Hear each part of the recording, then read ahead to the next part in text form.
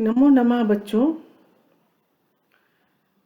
पूर्व कक्षा में आप लोगों ने हरिश्चंद्र द्वारा रचित प्रेम माधुरी के 3 पद्यांश पढ़े थे। आज उसी के आगे का अंतिम पद्यांश पढ़ेंगे एवं यमुना छवि शीर्षक के पद्यांश पढ़ेंगे।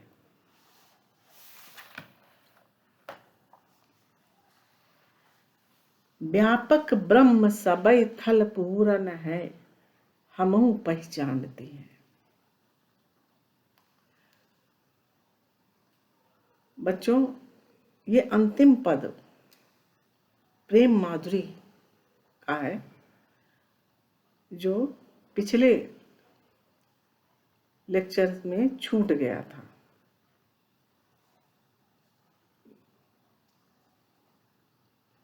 वो पढ़ा रही हूं मैं। व्यापक ब्रह्म सबई थल पूरन है, हमहु पहचानती हैं। उद्धव गोपियों के पास योग का संदेश लेकर गए, किंतु गोपियां श्री कृष्ण के अनन्य प्रेम में रंगी हुई थी। उन्होंने उद्धव से कहा कि आप हमारा यह संदेश श्री कृष्ण को जाकर सुना देना। व्यापक ब्रह्म सबई थल पूरन है, हमहु पहचानती हैं। पै बिना नंदलाल बिहाल सदा हरिचंद न ज्ञान ही ठानती हैं। गोपियां कहती हैं कि हम परमात्मा की सर्वव्यापकता के विषय में भली प्रकार जानती हैं। व्यापक ब्रह्म सबई थल पूरन है। सबई थल, सभी थल में, थल जो है व्यापक ब्रह्म से परिपूर्ण है। ये सब हमहु जानती हैं, अर्थात हम भी जानते हैं। पर बिना नंदलाल बिहाल सदा हरिचंद न ज्ञान ठानती।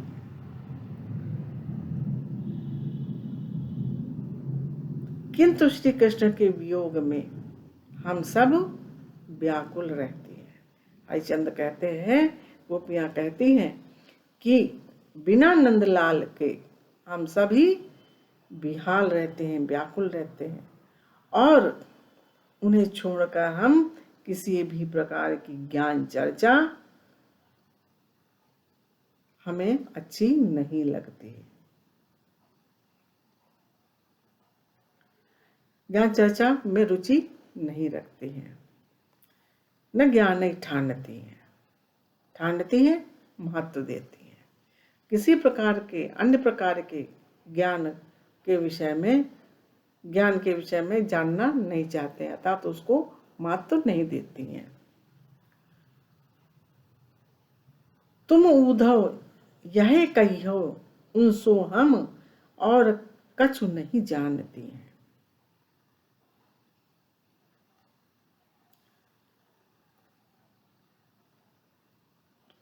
तुम उद्धव यह कहियो उनसो। गोपियां उद्धव से कहती हैं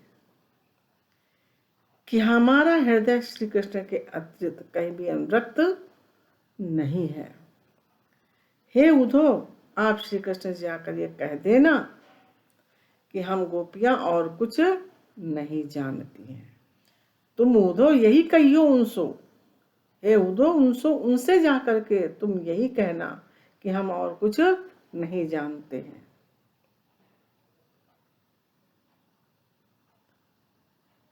प्रिय प्यारे तिहारे निहारे, बिना किया दुखिया नहीं मानती हैं।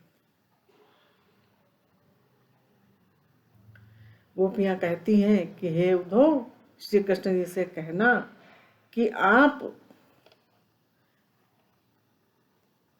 हम गोपियां और कुछ नहीं जानते हैं, और हमारी जो अखियां हैं वो तुम्हारे दर्शनों के बिना दुखी हैं। पीत प्यारे तिहारे निहारे, तुम्हें निहारे बिना, हे प्यारे, तुम्हारे निहारे बिना ये आँखियाँ सदैव दुखी रहती हैं और इसके अलावा वो कुछ भी देखना नहीं चाहती हैं, न सुनना चाहती हैं। हमारी यहाँ दुखी आँखियाँ जो हैं वो श्री कृष्ण के दर्शनों के अतिरिक्त कुछ देखना नहीं चाहती हैं और कुछ भी स्वीकार नहीं कर सकती हैं।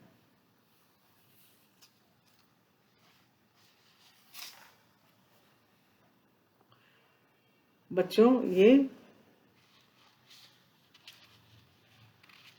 आपका समाप्त हो गया पाठ। इसके अब यमुना छवि प्रेम माधुरी के अंतर्गत समाप्त हो गया और अब यमुना छवि के विषय में पढ़ेंगे। यमुना छवि के पद्यांश। तरन तनुजा तट तमाल तरवर बहु छाए, झुके कूल सो जल परसन हित मनहु सुहाए।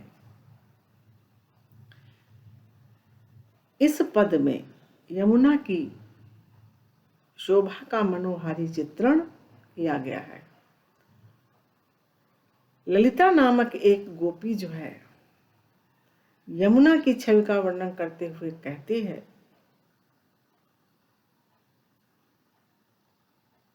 तरन तनुजा तट तमाल।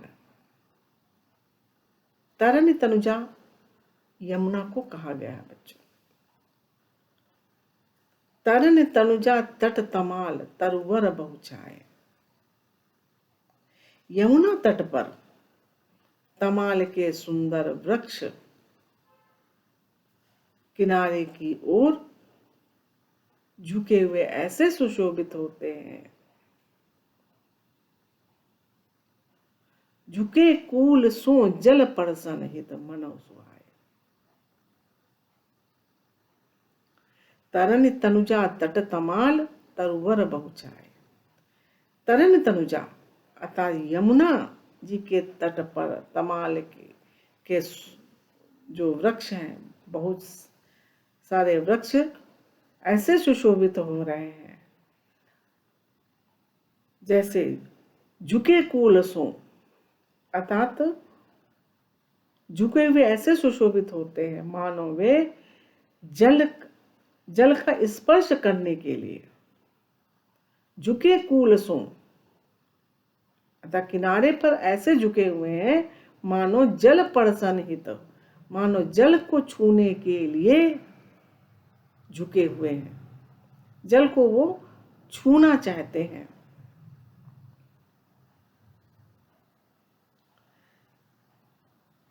परसन हित मनहु सुहाए।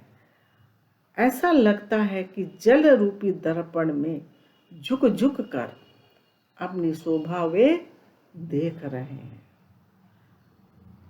जो तमाल के वृक्ष हैं वो झुक झुक करके जल रूपी दर्पण में अपनी सुंदरता को देख रहे हैं, ऐसा लगता है। अथवा जल को देखकर किंधौ मुकुर में लखत उझकी सब निज निज शोभा। अथवा जल को देखकर पवित्र फल के लोभ में उसे प्रणाम कर रहे हैं। किंधौ मुकुर में, मुकुर का अर्थ है बच्चों दर्पण, लखत देखना। किंधौ मुकुर में लखत, किंधौ अथवा दर्पण में झुक झुक करके अपनी शोभा देखते हैं, निज निज शोभा। लखत उझकी, उझकी माने झुक झुक करके जो है अपनी शोभा देखते हैं। अथवा जल को देख करके कई प्रणवत जल जाने, जल जान करके, जल को देख करके परम पावन परम पवित्र फल के लोभ में उसे प्रणवत प्रणाम करते हैं। कई प्रणवत अथवा प्रणवत प्रणाम करते हैं। मनु आतप वार न तीर कहूं, सिमट सबय छाए रात। मनु मानो वृक्ष अपने आतप ताप को दूर करने के लिए आतप वारण वारण का अर्थ है दूर, आतप धूप को दूर करने के लिए सिमट कर किनारे पर तीर पर इकट्ठे हो गए हैं। मनु आतप वारण तीर कऊं सिमट सबे छाए रात। मानो आतप वारण धूप को वारण करने के लिए, धूप को दूर करने के लिए सिमट कर किनारे पर सब छा गए हैं, छाए रात है या इकट्ठे हो गए। कई हरि सेवा हित नहीं रहे निरख नैन मन सुख लात। कई अथवा हरि की सेवा के हित में, भगवान की सेवा करने के लिए झुके हुए हैं, हित नहीं रहे निरख नैन मन सुख लात। झुके हुए हैं इन तमाल वृक्षों को देखते ही, रहे निरख नैन अर्थात इन तमाल वृक्षों को निरखी अर्थात देखते ही हमारा मन और हमारे नेत्र सुख से परिपूर्ण हो जाते हैं।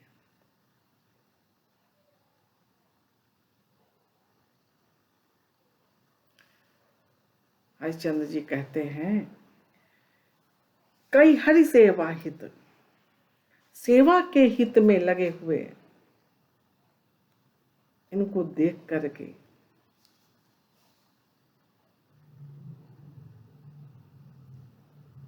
नेत्र, हमारा मन और हमारे नेत्र जो है सुख लात, सुख लेता है अर्थात सुख से परिपूर्ण हो जाते हैं मन और नेत्र दोनों।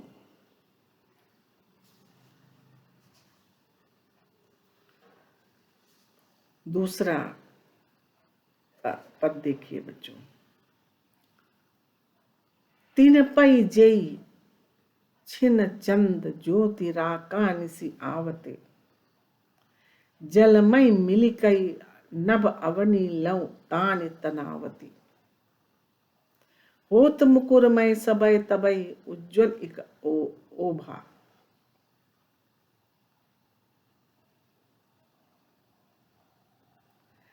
प्रस्तुत पद में यमुना की शोभा का मनोहारी चित्रण किया गया है। जब यमुना में पूर्णिमा की चंद्रमा की किरणें पड़ती हैं, राकानिसी, राकानिसी का अर्थ है पूर्णिमा की रात्रि।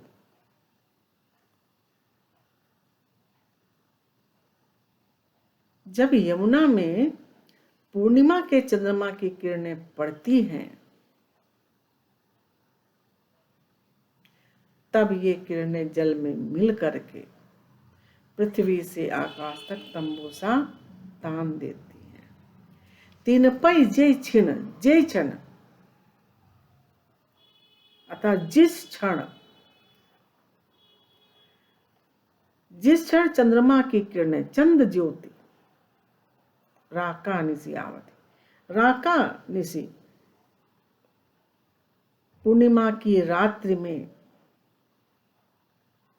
चंद्रमा की किरणें जिस क्षण पड़ती हैं जल में, मिलके नभ अवनी लव तानि तनावती। जल में, यमुना के जल में पूर्णिमा की रात्रि में चंद्रमा की ज्योति जब पड़ती है तो ऐसा लगता है कि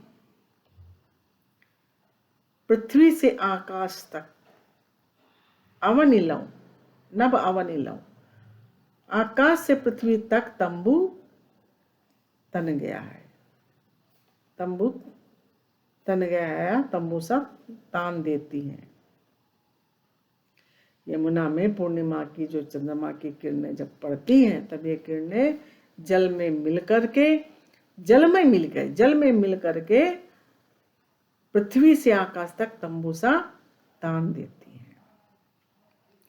होत मुकुर में सबई तबई, उज्जवल इक ओभा। मुकुरमय हो जाता है। मुकुरमय का अर्थ है दर्पण जैसा, दर्पण सा प्रतीत होता है। सबय तबय उज्जवल इक ओभा।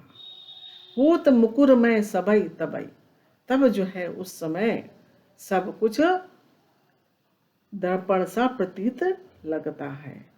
यमुना की इस सुंदरता और शोभा को देख करके तन मन नैन जुड़ात, देख सुंदर सो शोभा।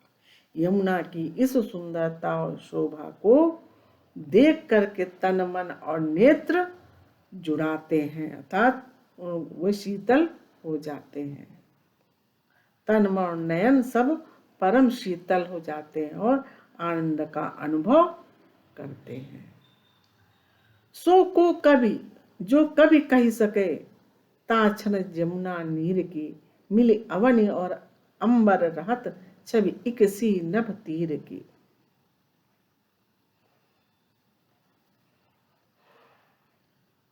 सो को कवि, कौन सा कवि है जो इसकी शोभा का, ताछन यमुना के नीर की, उस क्षण यमुना के जल की शोभा का वर्णन कर सकता है। अर्थात कौन सा ऐसा कवि है। उस समय यमुना के जल की शोभा का वर्णन कोई भी कवि नहीं कर सकता है। ऐसे क्षणों में मिली अवनि और अंबर रहत, छवि इक सी नभ तीर के। ऐसे क्षणों में आकाश और नदी तट की सुंदरता, आकाश से लेकर पृथ्वी तक, मिली अवनि अंबर रहत, अवनि और अवनि से लेकर अंबर तक नदी तट की सुंदरता एक सी रहती है। मिले अवनि अंबर रहत छवि, अवनि और अंबर तक जो छवि होती है यमुना की, एक सी नभ तीर की, पृथ्वी तक एक सी रहती है।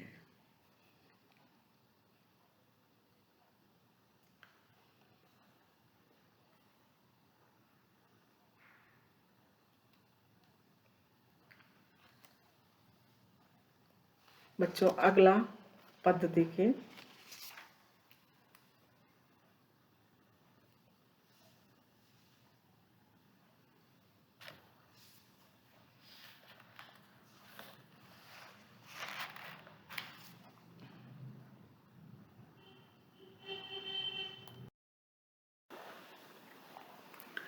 परत चंद्र प्रतिबिंब कहूँ जल निधि, जल मधि चमकायो। लोल लहर लही नचत कबहु सोई मन भायो। इन पंक्तियों में यमुना के जल में पड़ते चंद्रमा के चंचल प्रतिबिंब का मोहक चित्रण किया गया है। परत चंद्र प्रतिबिंब कहूं, जल मधि चमकायो। मधि का अर्थ है मध्य,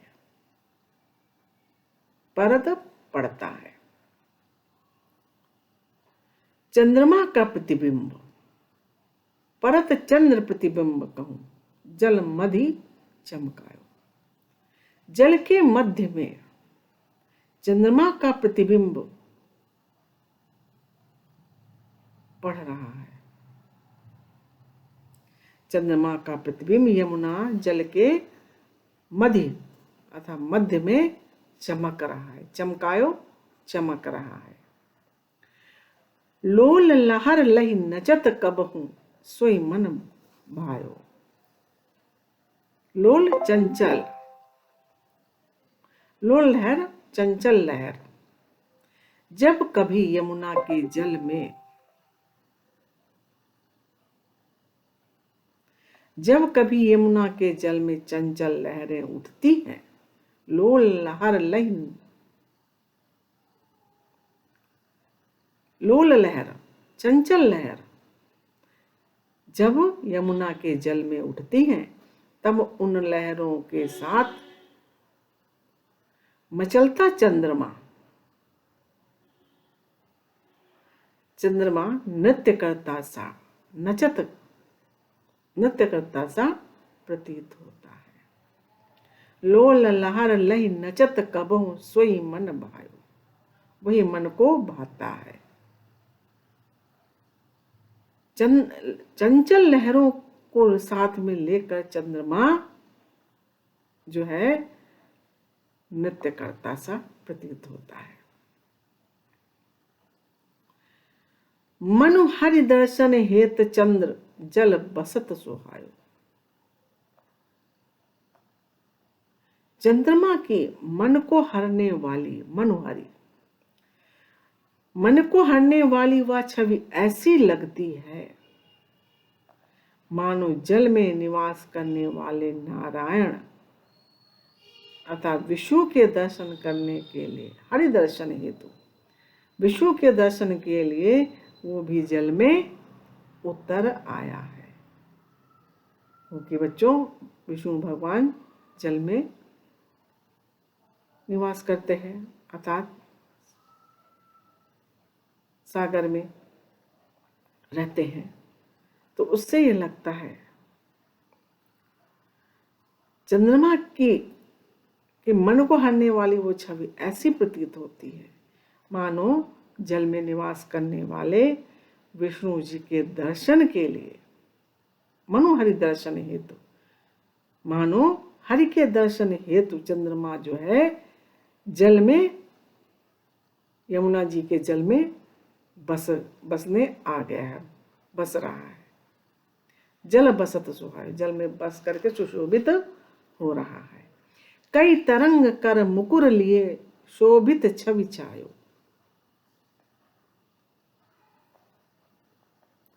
अथवा यह सोचकर यमुना के जल में आ बसा है। कई तरंग कर मुकुर लिए शोभित छवि छायो।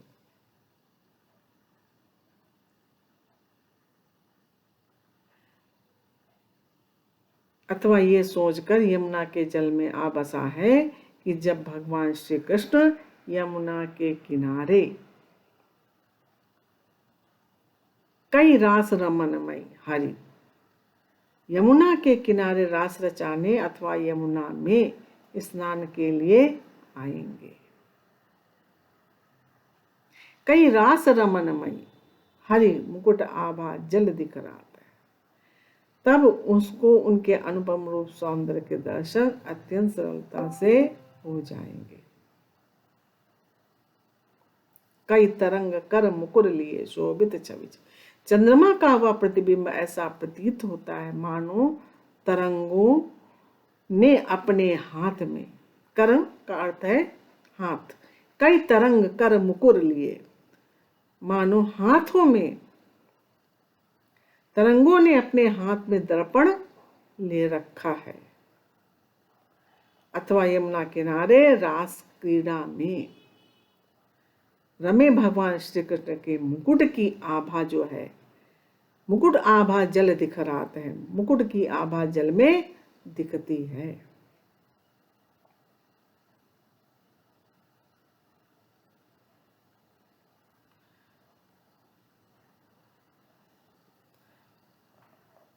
वह प्रतिबिंब ऐसा सुशोभित होता है। कई जल उर हरि मूर्ति बसती ता प्रतिबिंब लगात, वह प्रतिबिंब ऐसा प्रतीत हो रहा है मानो यमुना के हृदय में जल उर, यमुना के हृदय में भगवान श्री कृष्ण की मूर्ति बसी हुई है। कई जल उर, जल के उर में हरि की मूर्ति बसती है, ता प्रतिबिंब लगा, तो वो प्रतिबिंब ऐसा प्रतीत होता है कि जल के उर में कृष्ण जी की मूर्ति, हरि की मूर्ति बस रही है, बसी हुई है।